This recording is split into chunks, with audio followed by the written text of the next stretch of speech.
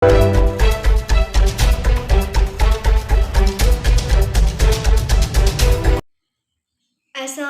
warahmatullahi wabarakatuh. Nama saya Narisa Triani, NIM 210209191.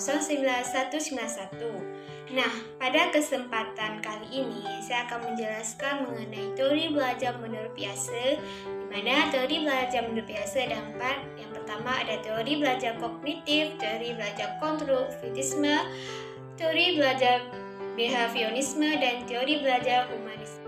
Teori kognitif yaitu teori yang menyatakan pada saat siswa belajar, mereka tuh sudah memiliki keterampilan, pengetahuan, daya ingat, dan informasi yang mereka pelajari di masa lalu.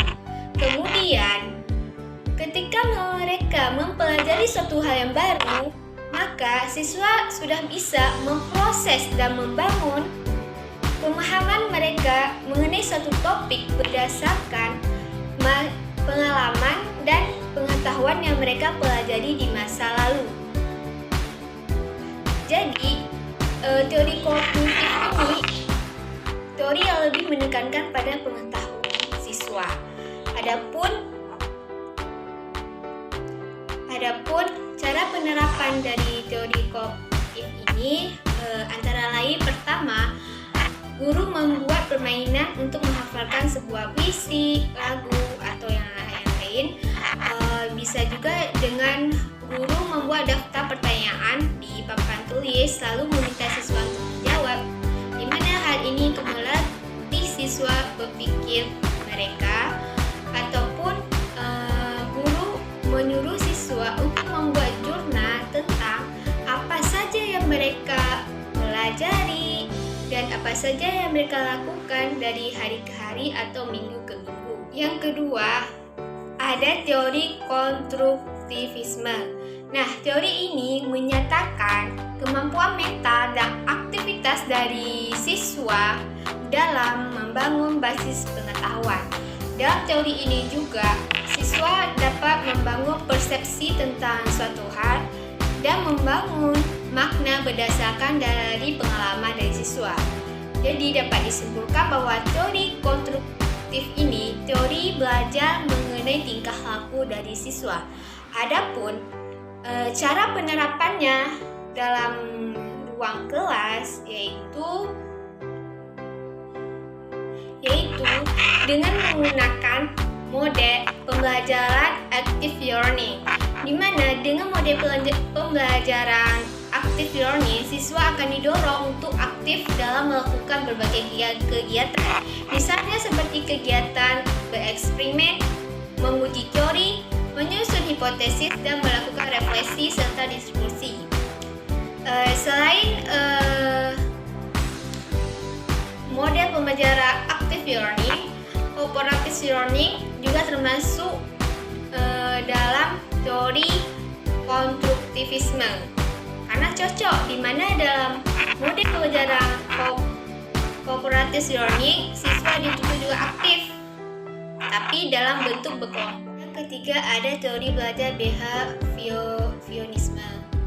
Jadi teori belajar behaviorisme ini yaitu lebih menekankan adanya perubahan perilaku siswa sebagai hasil proses pembelajaran. Perubahan tingkah laku siswa ini terjadi akibat adanya interaksi antara stimulus dan respon. Teori belajar behaviorisme ini yaitu berorientasi untuk perilaku siswa yang lebih baik lagi. Adapun cara penerapan teori behaviorisme ini dalam pembelajaran yaitu guru harus menyusun bahan ajar secara lengkap, baik dari yang sederhana sampai yang kompleks. Jika guru mengetahui kesalahan baik pada materi maupun pada siswanya, maka guru harus segera diperbaiki. Selanjutnya, guru lebih banyak memberikan contoh berupa instruksi proses pembelajaran berlangsung. Yang keempat, Ada teori belajar humanisme. Nah, teori belajar ini menyatakan bahwa setiap manusia berhak untuk mengenali dirinya sendiri untuk langkah belajar, sehingga mampu mencapai aktualisasi diri. Teori ini sering beranggapan bahwa proses belajar itu lebih penting daripada hasil belajar itu sendiri. Secara singkat, teori belajar humanisme ini dia tuh lebih kepada minat dan bakat siswa.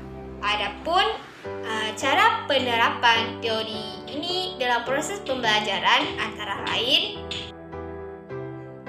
pada awal pertemuan, guru harus memberikan motivasi kepada siswa agar siswa mau dan menarik pada saat pembelajaran.